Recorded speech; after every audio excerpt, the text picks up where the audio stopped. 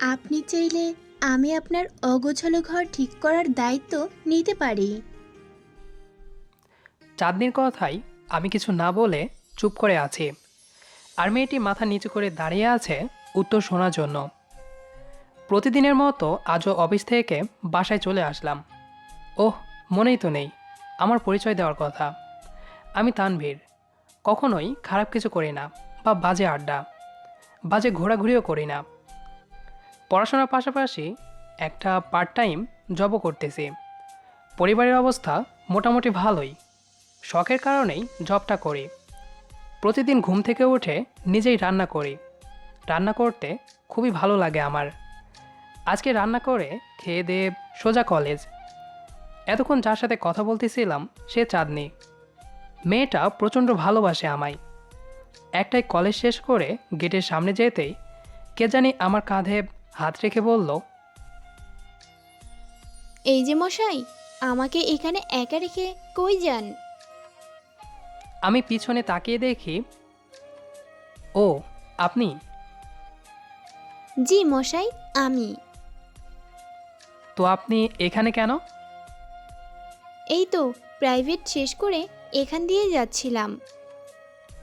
Private শেষ করে যাচ্ছিলেন, নাকি প্রাইভেটে না গিয়ে এখানে ছেলেদেরকে টিস করতেছিলেন? আমি করি মাই মাই, মাইয়ের চোখে দেখি পানিই নাই। মানে? বুঝবে না গো মদন কুমার। এই, আমি মদন? মদন নয় তো কি? এই যে আমি প্রতিদিনই আপনার পিছনে ঘুরঘুর করি। আপনি যেখানেই যান সেখানেই যাই। কেন এমন করেন? ভালোবাসি তাই। কেন ভালোবাসেন? কেন ভালোবাসি তার কোনো সংজ্ঞা আমি দিতে পারবো না।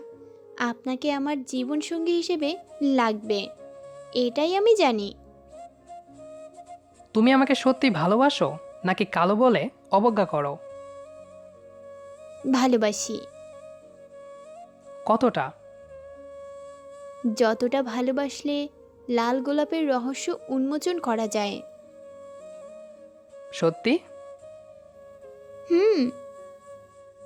তিন সত্যি বলেন।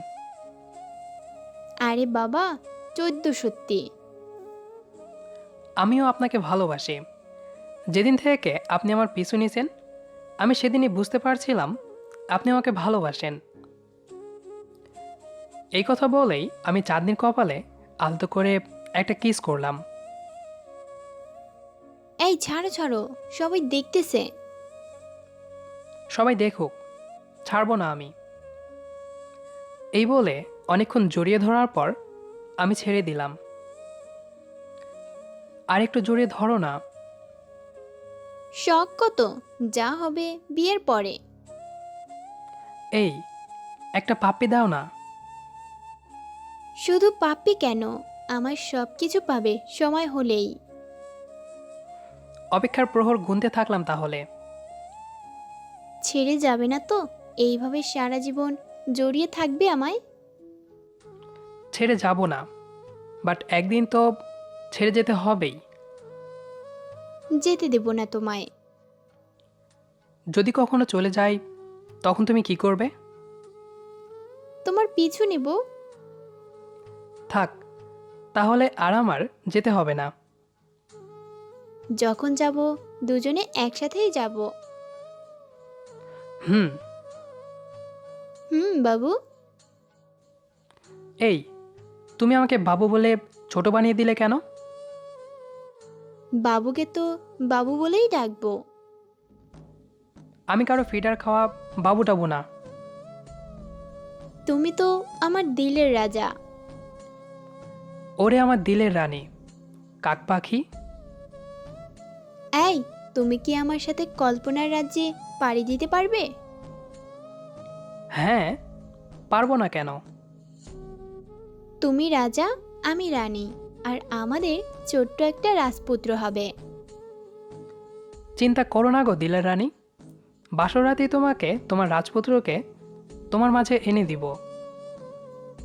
তুমি না অনেক দুষ্টু। একটা পাপ্পি দাও না গো, আমার দিলের রানী। আসতে দাও, কেউ দেখে ফেলবে। আপনি চাইলে আমি আপনার অগোছালো ঘর ঠিক করার দায়িত্ব আজকেই নিতে পারি। আমি চুপ করে আছি। চাঁদনি নীরবতা ভেঙে বলল, ভালোবাসেন? হুম। কাকে? একটা পেতনিকে। আমি পেতনি? আরে না, তুমি কেন পেতনি হবা? আমার একটা পেতনি আছে, সে এখন আমার সামনে দাঁড়িয়ে আছে। সে যদি সত্যিই চায় তবে আমি আমার অগোছালো ঘরের দায়িত্বটা দিতে পারি। উম, তারপরে আমরা একটা পার্কে গিয়ে বসে দুজনে আড্ডা দেই আর ভালোবাসার খুনসুটিতে মেতে উঠি। এদিকে সন্ধ্যা হয়ে যাচ্ছিল। আমি চাঁদনিকে নিয়ে পার্ক থেকে বাসার উদ্দেশ্যে বের হলাম। এই, তুমি আমাকে বাসা পর্যন্ত একটু এগিয়ে দিয়ে আসবে? হুম, চলো। আমার কাক পাখি। এই মামা, যাবেন? জি মামা, যাব। রিকশায় ওঠে চাঁদনি আমার কাঁধে মাথায় রেখে হাত ধরে আছে। এই, তুমি আমাকে কবে আপন করে নিবে? চিন্তা করো না, কয়েকটা দিন ওয়েট করো। 6 মাস পর আমাদের পারিবারিকভাবে বিয়ে হয়। বিয়ের 3 মাস পর, বউ, ও বউ, ওঠো না, দুধ দাও। ওই, কি বললি? না মানে, মানে আমাদের বেবি দুধু খাবে তো, কাঁদছে। দিমো কানের নিচে। ওই, আমাদের আবার বেবি হলো কবে? ওহ, সরি, ভুলেই গিয়েছিলাম। আমাদের তো বিয়ে হয়েছে 3 মাস হলো। বউ, ও বউ, আবার কি? চলো না, একটা বেবি নেই, প্লিজ প্লিজ। আমারে বলছিস কেন? তোর মিথিলা ফ্রেন্ডকে গিয়ে বল। চাঁদনি চলে গেল রুমে, আর আমি বেলকনিতে দাঁড়িয়ে থেকে ভাবছি কোন দুঃখে যে আজ আমার ছোটোবেলার ফ্রেন্ডের সাথে দেখা হলো, আর আমি মিথিলার সাথে কথা বললাম কেন। এই নিয়ে আমার মিষ্টি বউটা আমার উপর এতগুলা রাগ করছে। আসলে আমায় এতগুলা ভালোবাসে তো, তাই রাগ করছে। যাই, রাগ ভাঙাই।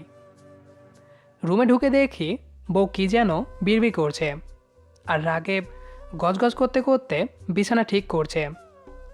তবে আজ বিছানাটা অন্যরকম।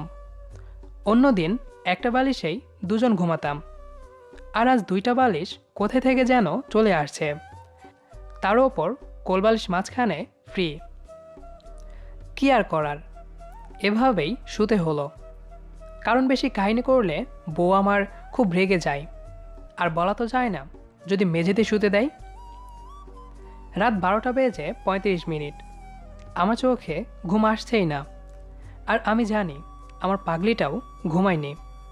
না, আর এভাবে থাকা যায় না। আস্তে করে মাঝখানে কোলবালিশটা সরালাম, বাট খুব সাবধানে। বউটাকে পেছন থেকে আলতো করে জড়িয়ে ধরলাম।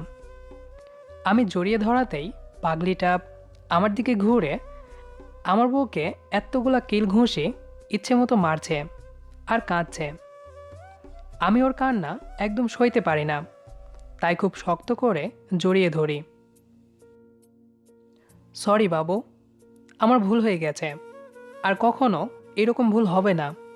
প্লিজ আর কেঁদো না, মাফ করে দাও। তখনই বাইরে প্রচণ্ড বৃষ্টি শুরু হলো। মাফ করে দিতে পারি যদি আমাকে নিয়ে বৃষ্টিতে ভেজো। সাথে সাথেই পাগলিটাকে কোলে তুলে নিয়ে চলে গেলাম ছাদে। পাগলিটা ইচ্ছে মতো ভিজছে, আর আমি অপলক দৃষ্টিতে তাকিয়ে থেকে দেখছি আর ভিজছি।